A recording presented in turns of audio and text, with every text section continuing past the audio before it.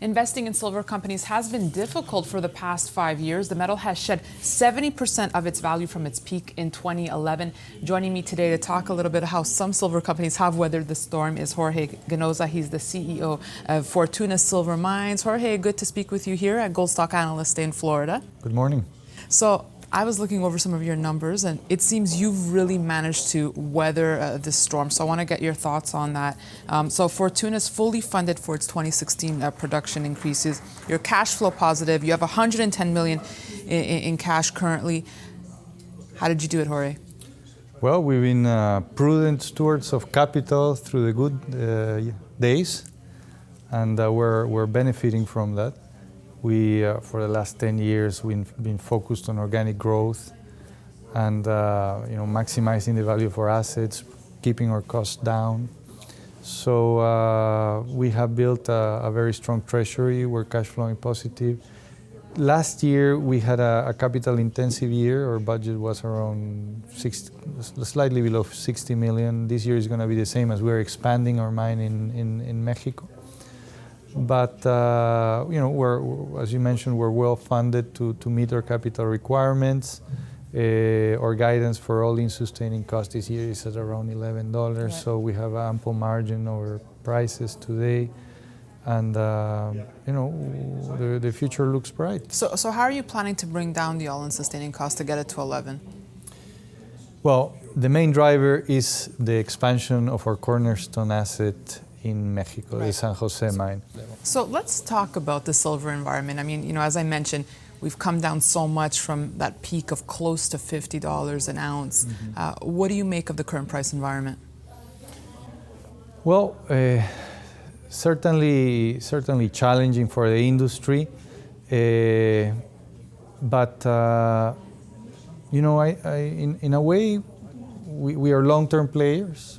We're going to be here in the good days and the bad days. So, or how I see it, Fortuna works to provide optionality to our investors.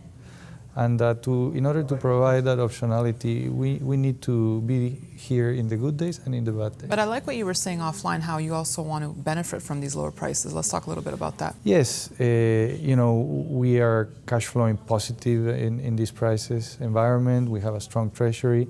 So we are looking at valuations out there and starting to identify things that do make sense to us from the valuation standpoint.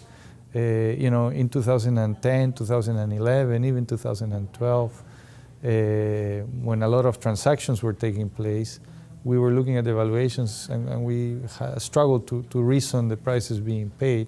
So we were just focused on organic growth at the time.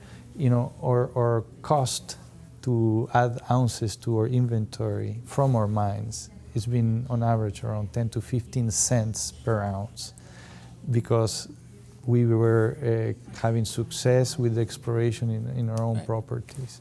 So let me ask you, does Jorge Ganoza wake up in the morning and go to Kitco.com and look at, okay, this is the price of silver today? Do you watch it closely? I don't watch silver prices that closely, to be honest. We do it as part of our business. I watch our costs I pay more attention to our cost, which is what we control, than the one thing that we don't control. No, we want to make sure that we're in the lowest quartile in terms of cost of production. We want to make sure we're efficient. We want to make sure we are position ourselves to make discoveries, because that's what we control. Right. The other things. So do you have a feeling? Are you bullish silver this year? Bearish, neutral?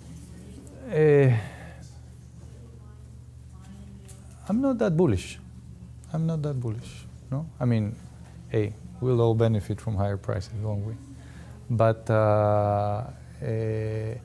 we are a bit more defensive. No, we remain defensive. We did significant downsizings, and it's been good because it's the pressure we've seen on the cost side from prices on the cost side, coming to the cost side over the last years have been shaking the industry and has driven everybody to focus on what we control, which is our cost. Be more efficient, more frugal. All right. Well. Yeah. On that note, Jorge, I wish you best of luck. Thank you so much for stopping by. Thank you for having me. And thanks for watching our coverage here from Gold Stock Analyst Day taking place here in Fort Lauderdale, Florida. We'll have more for you in the coming days, so be sure to stay tuned. Thanks for watching.